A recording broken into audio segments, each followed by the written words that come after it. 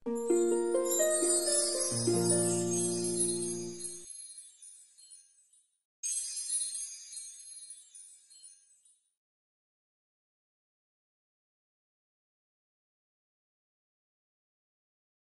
semuanya, kembali lagi di video pembahasan mengenai Lab Advance 1. Pada video kali ini kita akan membahas materi baru yakni adalah Home Office dan juga Branch. Jadi dalam sebuah perusahaan yang sudah berkembang, tentunya perusahaan ini akan berusaha untuk memperluas usaha yang dimiliki. Memperluas usaha ini dapat dilakukan dengan memperluas jangkauan pasarnya dengan membuka kantor-kantor baru di wilayah yang mana dijangkau. Kantor-kantor baru ini akan kita sebut dengan istilah branch atau kantor cabang, sedangkan untuk kantor utamanya akan kita kenal dengan sebutan home office. Pada video kali ini, kita akan membahas bagaimana transaksi dan juga akuntansi dari home office dan juga branch. Di sini, hal pertama yang perlu kita notice adalah antara home office dan juga branch merupakan satu kesatuan. Mereka memiliki satu nama dan juga mereka adalah satu badan hukum. Jadi mereka ini satu, tapi punya beberapa tempat yang berbeda-beda. Oke, sini sebagai contoh, PT DK Abadi pertama kali beroperasi di Jakarta. Setelah itu, mereka membuka kantor lainnya di Bali dan juga di Yogyakarta. Dari contoh ini, bisa kita simpulkan jika Jakarta merupakan kantor pusatnya. Sedangkan untuk Bali dan Yogyakarta merupakan kantor cabang atau branch. Di sini perlu kita notice antara home office dan branch akan memiliki transaksi dan keuangannya masing-masing. Home office dan branch akan memiliki laporan keuangan masing-masing dan juga ada transaksi penjualan maupun pembelian masing-masing. Namun, ada kalanya antara home office dan branch mereka akan memiliki transaksi yang saling berhubungan. Transaksi yang saling berhubungan ini, walaupun mereka ini adalah satu kesatuan, mereka masih mungkin untuk melakukan transaksi. Transaksi ini akan kita kenal dengan sebutan internal transaction atau intercompany transaction. Di dalam internal transaction, home office dan branch akan menggunakan satu akun pengganti untuk mencatat transaksi intercompany ini. Dalam home office, mereka akan menggunakan akun branch. Oke, jadi nama akunnya itu branch. Sedangkan di branch atau di kantor cabang, dalam mencatat transaksi internal transaction ini, mereka akan menggunakan akun home office. Kalau teman-teman masih bingung, kita akan lanjut dengan contoh soalnya. Jadi dalam internal transaction kita akan bagi jadi beberapa bagian. Yang pertama adalah cash transaction. Contohnya, kantor pusat menerima uang senilai 5.000 dari kantor cabang. Oke. Di sini antara kantor pusat dan kantor cabang merupakan satu kesatuan. Tapi dalam kenyataannya mereka bisa saling kirim uang. Baik di sini contohnya adalah kantor pusat yang menerima uang dari cabang senilai $5.000.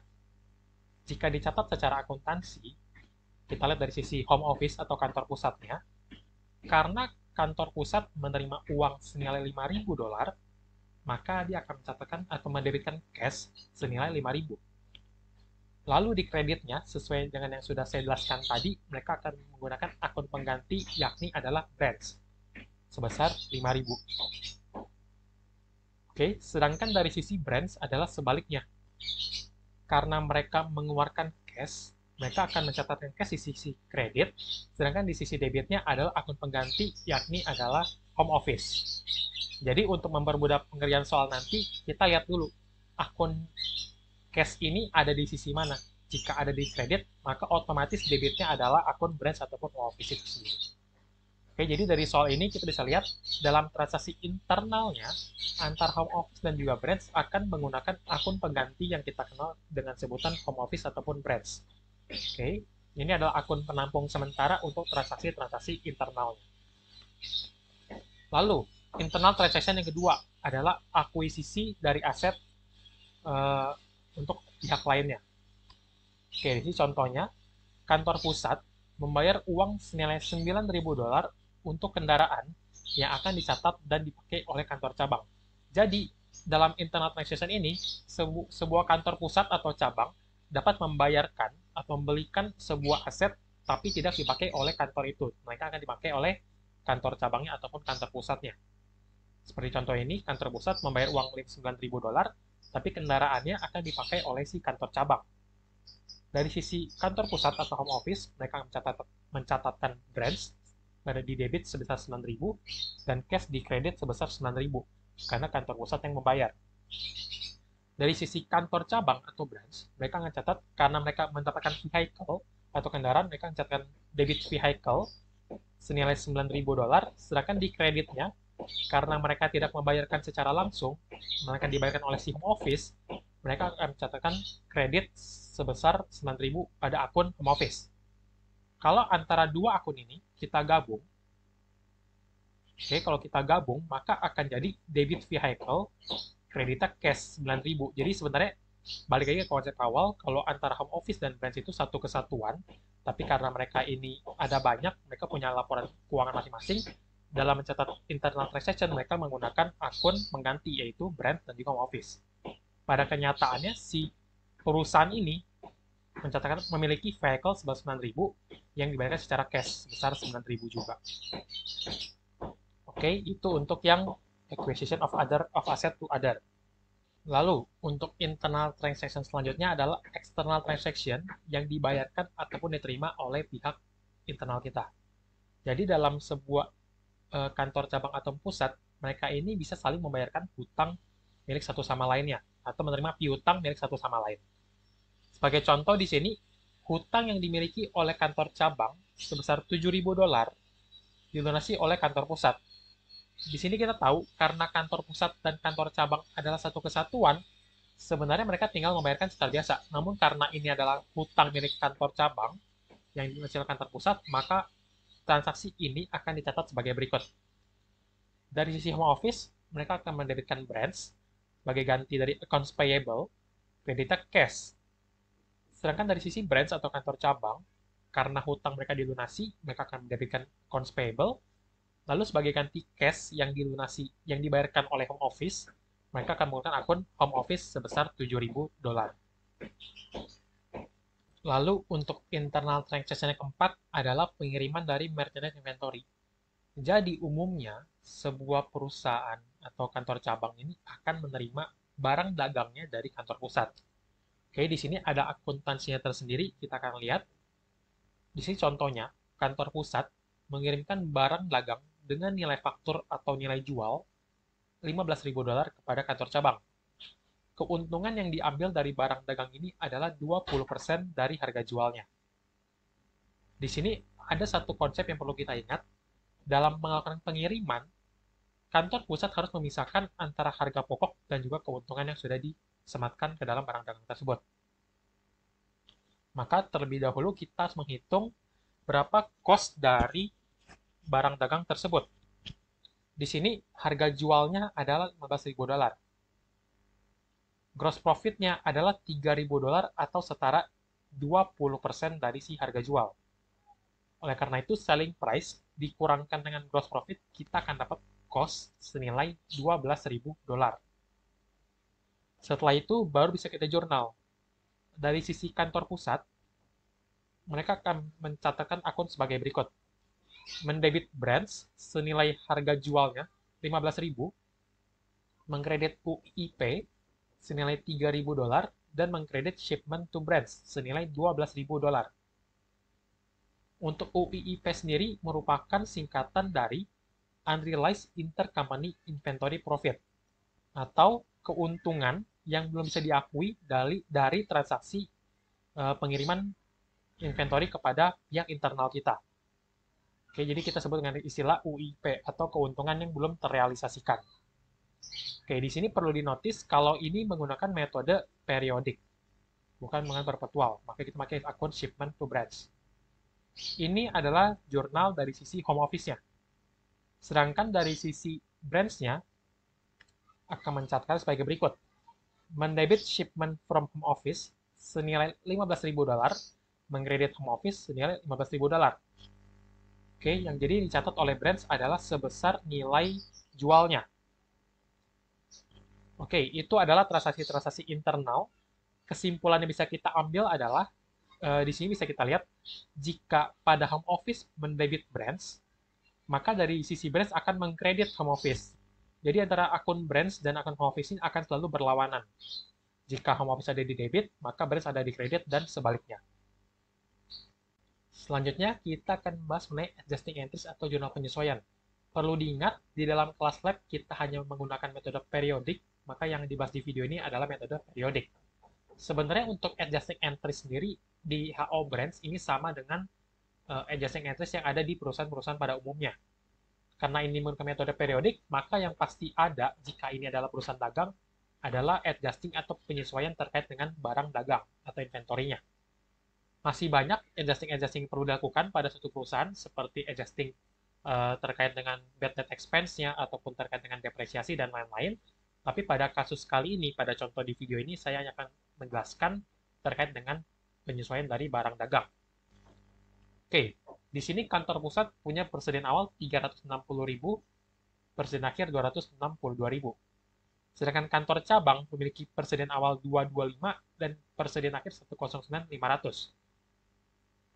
Oke, di sini untuk catatan adjustingnya akan sama seperti biasanya. Dari sisi home office, akan mencatatkan income summary pada inventory senilai inventory awal, lalu mendebit inventory pada income summary senilai inventory akhirnya.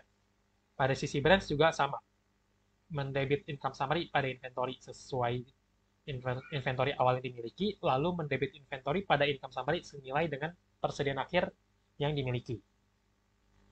Untuk angka ini akan kita pakai seterusnya untuk membahas contoh-contoh lain, jadi mohon diingat angkanya. Oke, selanjutnya kita akan bahas closing entries-nya. Untuk closing entries, ada beberapa hal yang perlu dinotis. Di sini ada langkah membuat closing entries-nya. Pertama-tama, kita perlu untuk menutup akun nominal yang dimiliki oleh brands yang akan menghasilkan gain atau loss. Jadi, yang pertama kali perlu ditutup atau dibuat closing entries adalah dari sisi brands terlebih dahulu. Selanjutnya, baru kita menutup dari sisi home office-nya.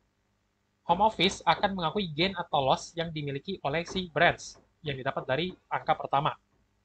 Setelah itu, home office akan menutup akun nominal yang dimiliki.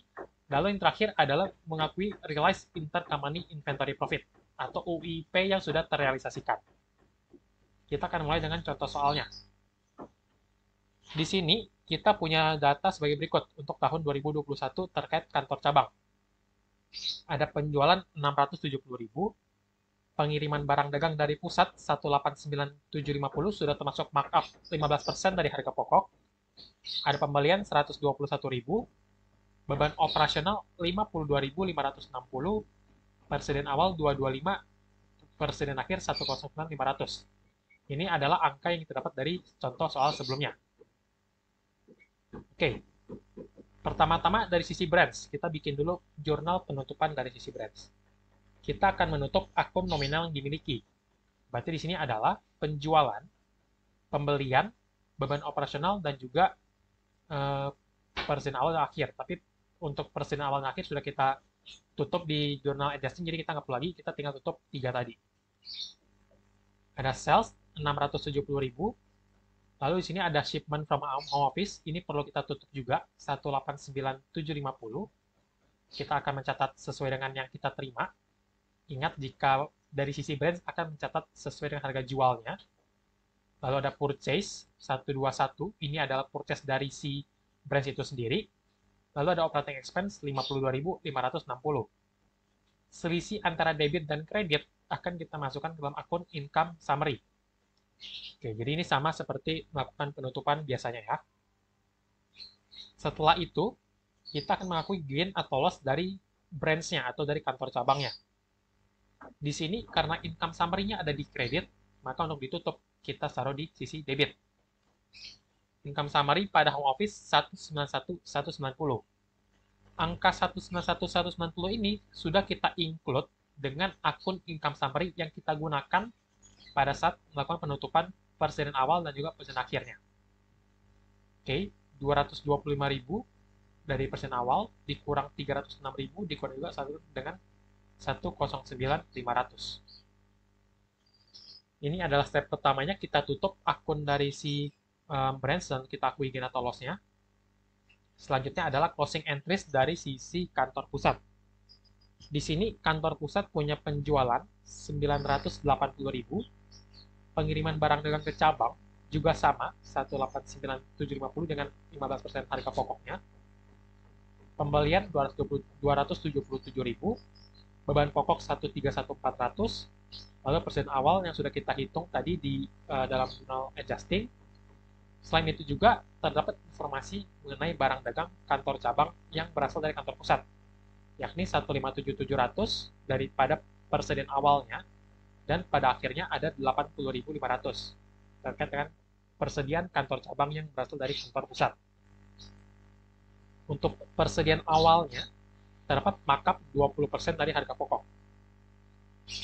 Yang pertama kali perlu untuk dilakukan oleh si home office adalah menghitung dulu berapa intercompany inventory profit yang sudah terrealisasi. Di sini adalah perhitungannya saya menggunakan tabel. Jadi secara sederhana kita perlu pisahkan dulu antara cost, harga jual, dan juga gross profitnya atau UIP di sini. Dari beginning, harga jualnya adalah 157.700.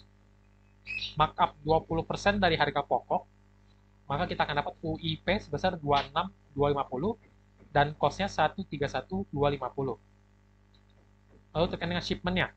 Shipment di sini kita memiliki nilai jual itu 189.750. Cost-nya 165, maka UIP-nya 24.750. Ini kita dapat dari perhitungan 15% dari harga pokoknya. Untuk ending, walaupun di soal ini tidak diberitahu ending ini berapa persen dari harga, berapa persen markupnya, kita bisa asumsikan menggunakan shipment terakhir. Oke, karena di sini salesnya 80.000, jika si perusahaan ini menggunakan metode FIFO, maka untuk 157.500 sudah terjual, dan tinggal sisa dari yang pengiriman 15%. Maka untuk endingnya adalah 15% dari sales, 15%, maka 15% dari si harga pokoknya. Sesuai dengan shipment yang ada di soal. Kita akan dapat UIP-nya 10.500. Lalu antara beginning dan shipment dan ending kita selisihkan, kita akan dapat realize UIP-nya.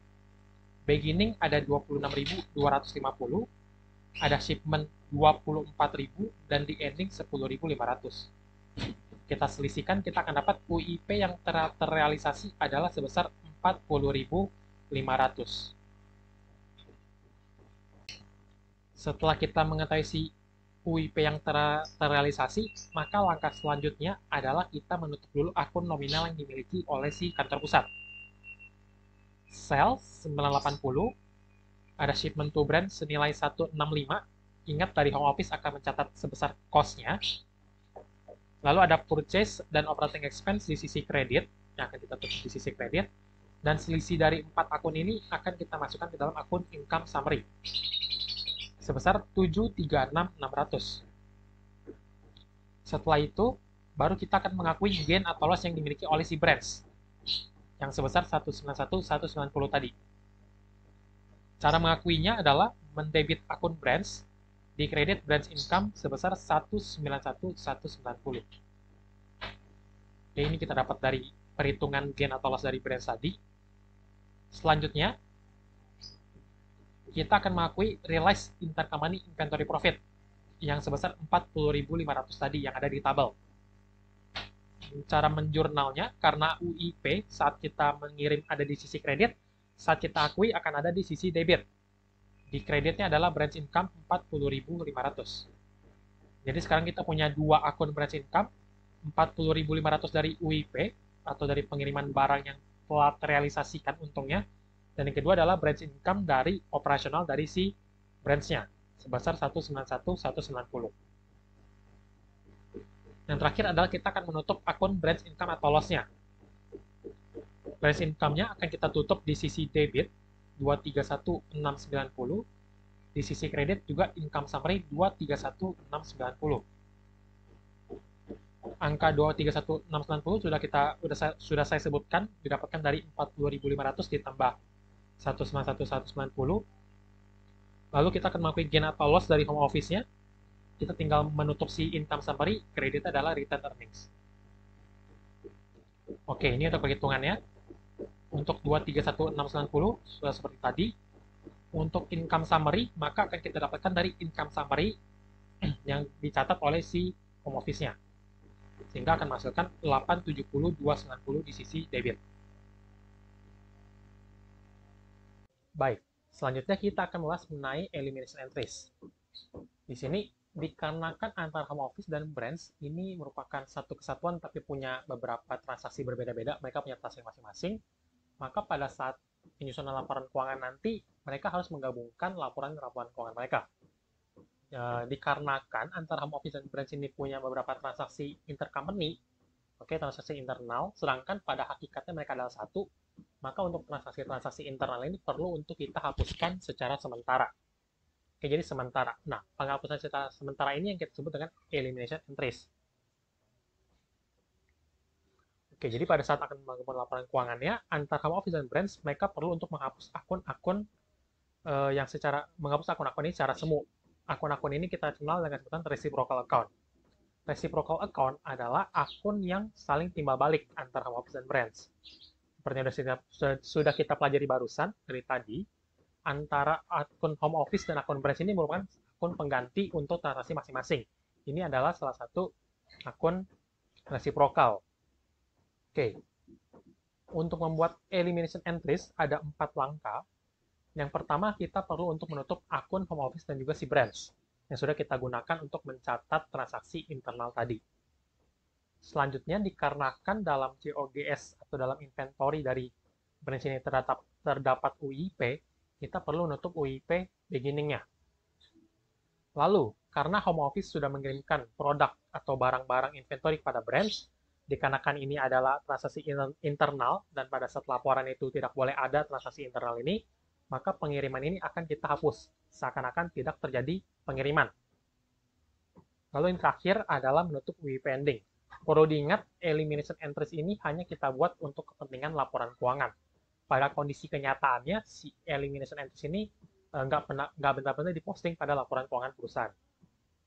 Lalu, untuk melakukan elimination entries, data-data yang kita butuhkan akan berasal dari nilai yang ada di saldo awal, jurnal umum, dan juga jurnal penyesuaian. Untuk nilai-nilai atau transaksi yang ada pada closing entries itu tidak kita gunakan untuk keperluan eliminasi. Karena untuk eliminasi itu dilakukan pada saat kita akan membuat laporan keuangan, sehingga data yang kita butuhkan hanya sampai dengan jurnal penyesuaian saja.